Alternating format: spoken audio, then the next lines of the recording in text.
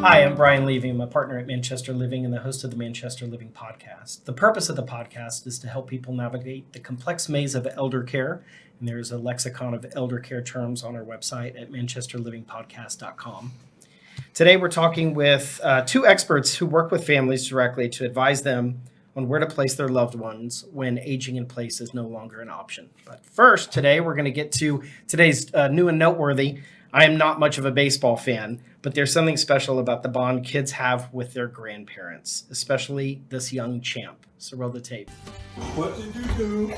So, I got 2 home runs, You right? got 2 jacks. And then my grand slam, I signed a ball for you. Okay. And Is it it dated? says, no. I'll put a date on it for you. And it says, Papa, I love you. Why did you do that? Because you've taught me everything about baseball. Oh, honey. That was so sweet. I'll put it right on my, oh God, that was so good. Wow, honey. Woo! Dry a tear here. There's so much wisdom our youth can learn from our elders. Let's jump in. Today's guest, Cheryl Beaver, Senior Advisor and Placement Specialist with Ruby Care Senior Living Advisors. Thank you for being here. And Paul Markowitz, founder of Senior Living Specialist. Thanks for having us. All right, let's talk. Let's first define who you are and what you do. What you are known as an agent or an advisor. What's the proper term, Paul? Sure. So what I like to tell families and consumers and people in the industry that I don't like to be known as an agent. We are not real estate agents. What I tell families is that we're advisors. And so, when care homes or communities call us agents, it's kind of, to me, it's a little offensive because, again, this is not a real estate transaction. This is somebody's life that we're dealing with. And so what we tell all the families is that we're elder care advisors to help them. Nice. Is there a benefit to working with a locally owned and operated company rather than a franchise or a national operation, Cheryl? I think there is, just because if you work with companies that are local, those companies have gone in and know the communities that are available. They know the management. They know the quality of care. They know the owners of residential homes. So when you're working with a family as an advisor, which is really a relationship term more than agent, and I think that's why advisor is so important, we're really looking to match the client with the right place. We don't want to do this again. We don't want this family to have to move again. So that's the benefit of working with someone local, is it's so much more personalized. Mm-hmm. Great. What does the typical family member look like that contacts you? Are you working with adult children? Are you working with the elder prospective resident? Who calls you? I would say, and I'm interested to know your answer too, Paul, because we've got a lot of adult children that are, I feel like these days that are, now that we're past COVID, they've kind of been caring for mom and dad, just waiting to be able to get them placed. And even when you show or suggest communities, it's really what the adult child is looking for, and maybe not what's best for your resident. So a lot of adult children. There are spouses who are at home taking care of their loved one who has dementia due to Alzheimer's, Parkinson's, and they've really been dragging their feet to move, and they're finally ready. So maybe we're working with those spouses. The other population that I feel like we're seeing more of is the spouses for the younger onset Alzheimer's, who are raising children, working full time, and really overwhelmed about, I can't afford home care. Do I do placement? How do I navigate that? So to me, I'm seeing a lot more of that. Yeah, I would agree with you. I think that typically what we've always found is that usually it's the female that contacts us, whether it's the daughter-in-law. Is what we're seeing a lot more often, just because perhaps the son or the husband of the daughter has a busy life with working maybe full time. And so I do find that it usually is the kids that reach out to us, especially coming out of COVID now, with being able to travel from other cities. So for example, if you have a family that's relocating from Pittsburgh, the kids are living in Dallas, it's a lot easier to bring their loved ones here now. Obviously with being able to get on an airplane. There have been a couple families, unfortunately, that we did help during the pandemic that had private planes. that where they were just in crisis kind of settings. But typically, to answer your question, it's usually the female that reaches out to us, and it's a daughter-in-law. Unfortunately, we are seeing more grandkids reach out to us. We've seen it a couple times where, unfortunately, they're in their 20s and 30s that are reaching out to us because their parents have passed away, or subsequently they're the responsible power of attorney for their grandparent. Wow. So in your line of work, do you guys offer other resources other than placement for families that are calling you? Absolutely.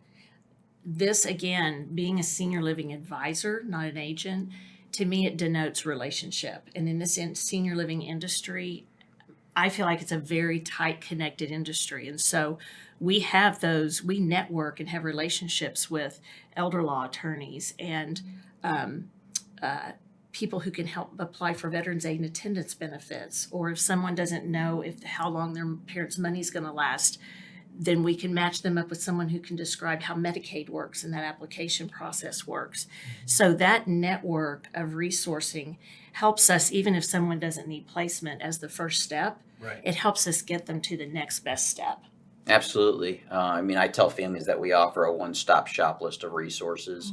Our ultimate goal is that we want families to stay at home for as long as possible, because that's the right thing. Absolutely. And it's so tough for a family, and it's such an arduous process to do a move, right? So what we tell families, I think one of the biggest challenges actually is moving out of the house, right? Going through all the articles.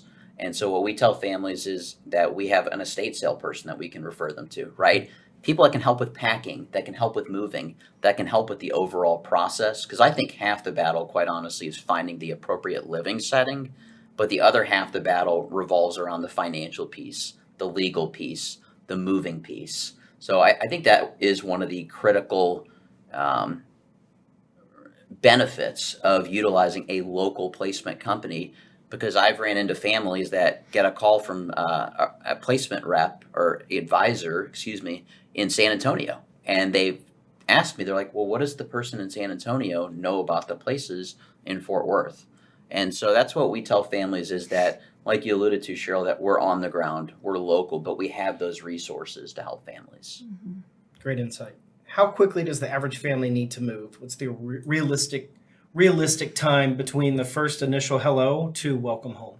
For us, I would tell you that we have two different kinds of situations. So we get a lot of referrals from folks that are in, unfortunately, rehab facilities and hospitals that usually need to move. It could be within that same week. And then the second category that we help families with are people that are planning.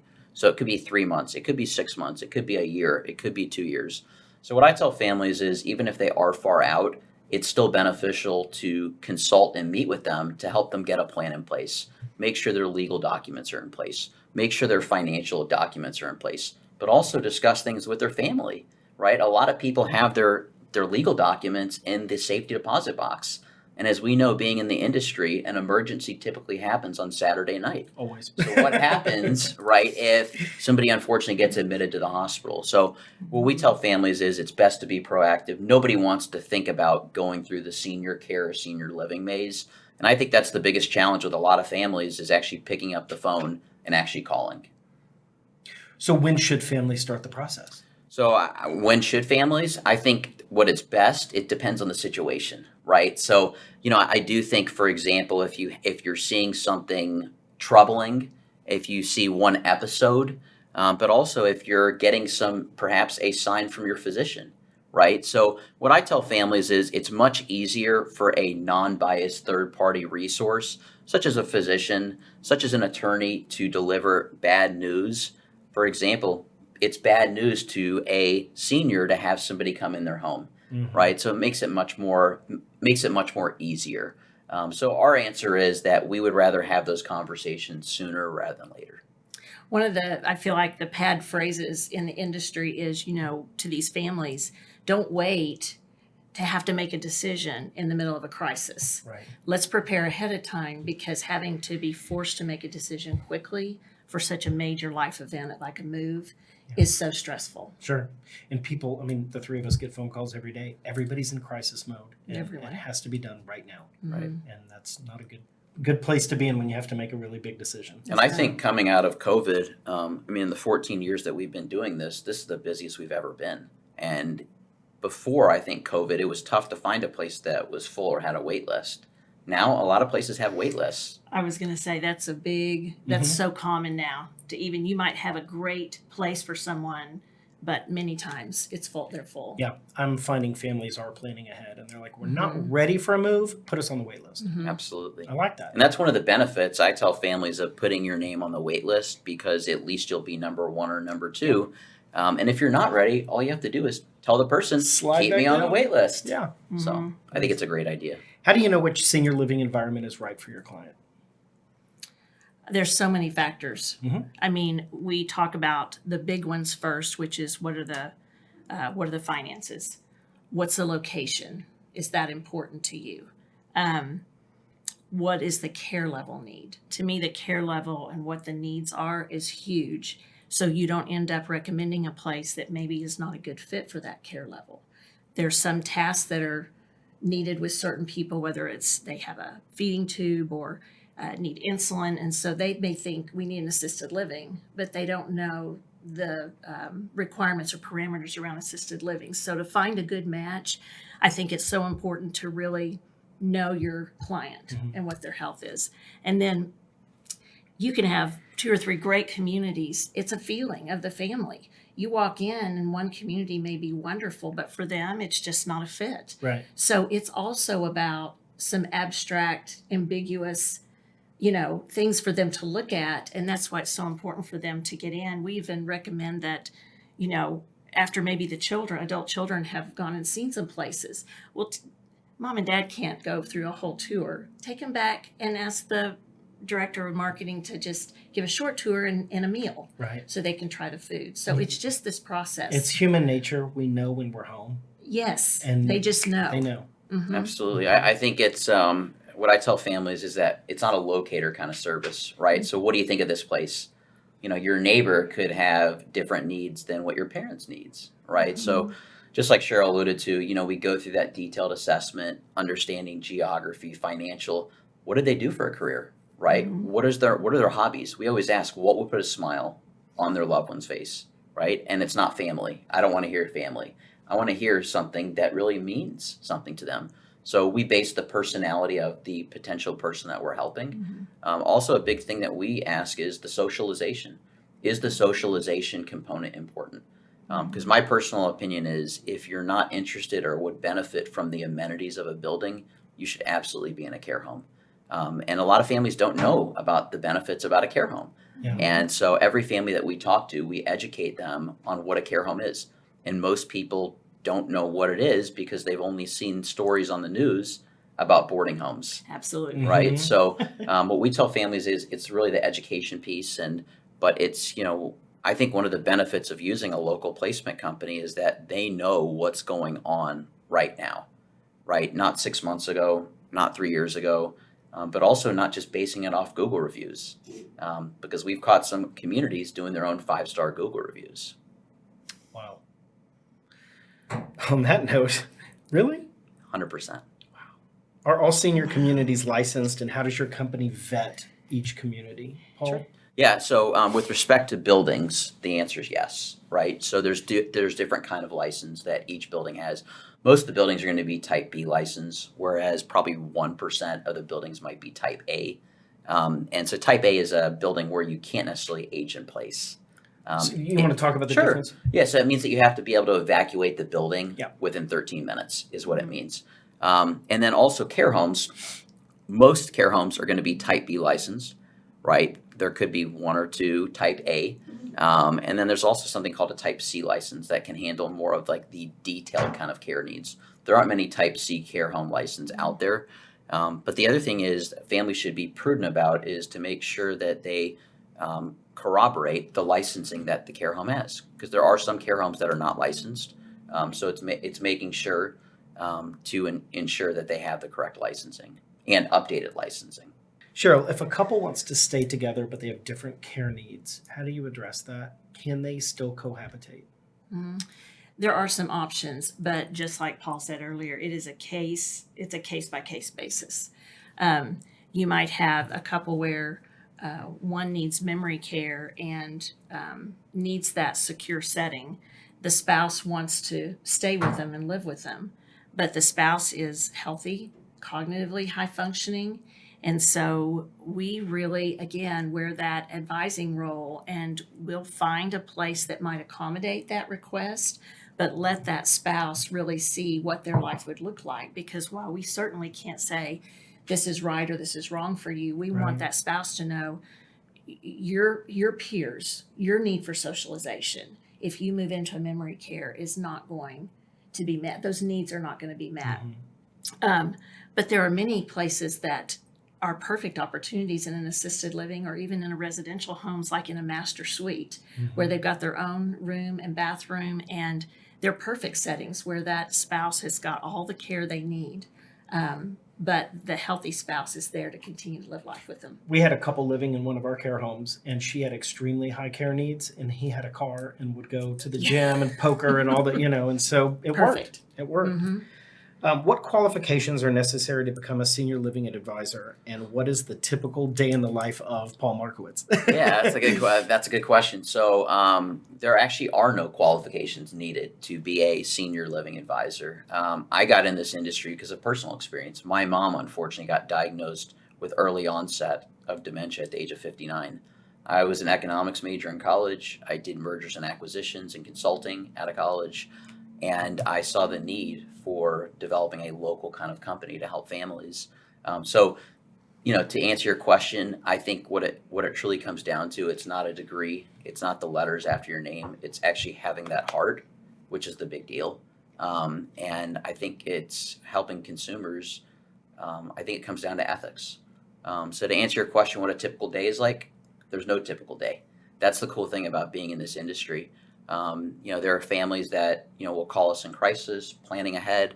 There's a family that just might need an elder law attorney, right? So, but a typical day for us is more of talking to families, helping families, guiding them after they've moved in properties, right? So we tell families to call us if they need any kind of resources, or if they don't feel comfortable first going to the place. If they have a question, come back to us. A typical day is, basically just talking with families, meeting with people in the community, and just trying to help as many people as we can. Right. We talk about how this is a way of life, right? For all of us in this industry, it really is. It's not just a job, because people's needs in this generation aren't from 8 to 5, Monday to Friday. So it is a way that we all live life.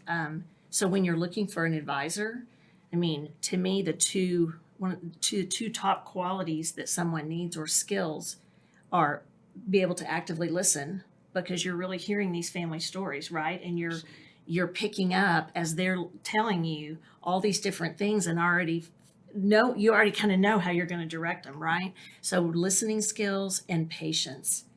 If somebody is trying to just play someone or close a sale, if you will, you're in the wrong industry, right? Absolutely. Because you're still, again, if we do our job well, someone is moving only once, and we have found a really good fit and done our due diligence. So while I think that there's not anything that's required, and I think you probably would agree, our team looks so different. Some of us have been in home care and memory care communities. Some have been in hospitals and have worked in the medical field in healthcare. Most are senior service advisors, certified senior advisors, where that's just taking extra steps to continue to educate yourself. So what makes a good team overall is probably the picture of your whole company. Just Right. all kind of comes together. Diversity. Yeah. With diversity. Right. And we have to mention, it is the most gratifying profession of all time. Oh, This Absolutely. is it. at the end of the day, yeah. Right, you for really sure. help someone. What do you want families to know about working with people in your industry that I haven't already asked you? Well, I think unfortunately the placement industry has a very bad reputation, because there are national companies that do this. And I think the national companies that do this, they might not have vetted the properties enough.